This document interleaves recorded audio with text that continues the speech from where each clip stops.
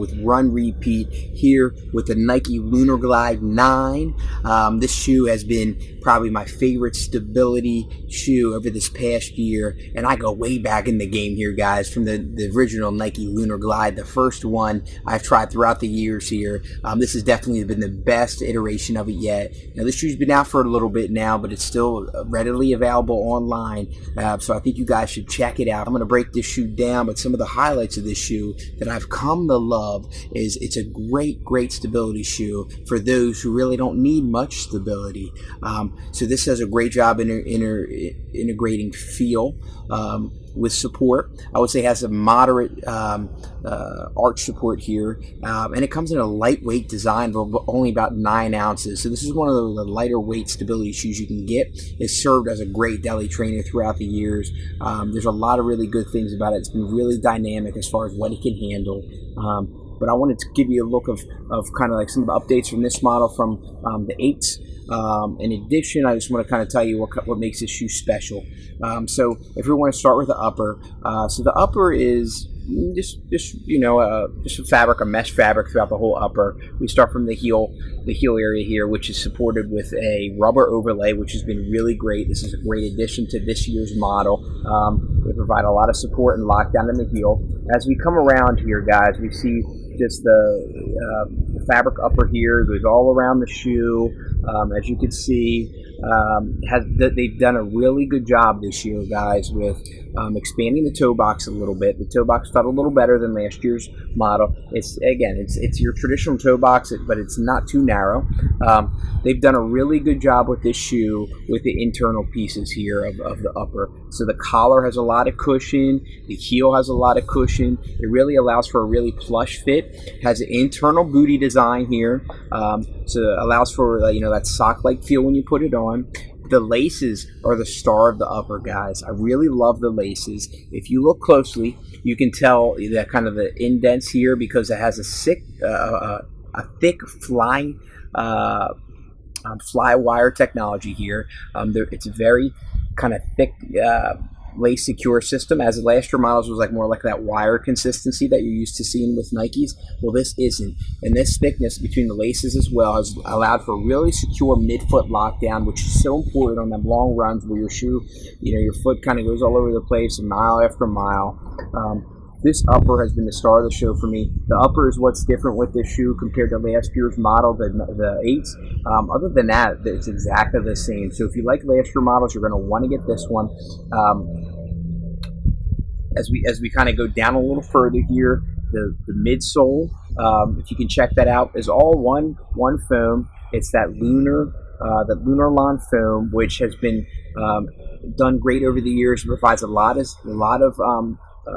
support. It provides a great amount of cushion and a great amount of just feedback as you're running. It gives you kind of that firm feedback feel when you run. It isn't like a pillow at all. So if you like that high cushion feeling, you're not going to like these shoes. But if you like that more firm feel, so you can get that kind of that road, you can kind of feel more connected with the road, in my opinion, when it's like that, you're going to want this shoe.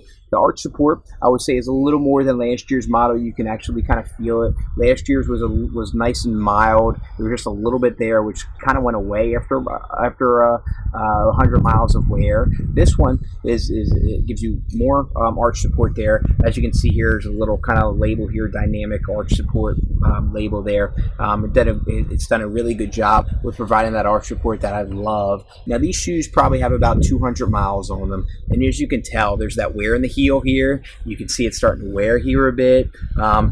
They kind of reached their limit at around 200, I'd say, from the 8s I've worn, and now these are starting to lose it a little bit. So for a stability shoe, you usually feel like you get a little longer than that, but 200 miles is going to be about your limit with these.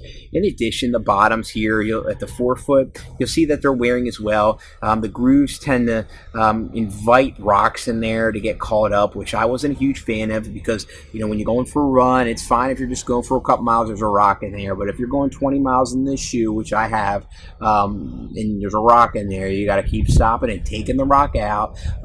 Also, the outsole, there's not a lot of traction in there, so when you're getting the winter months when it's a little slippy, this isn't going to help you much.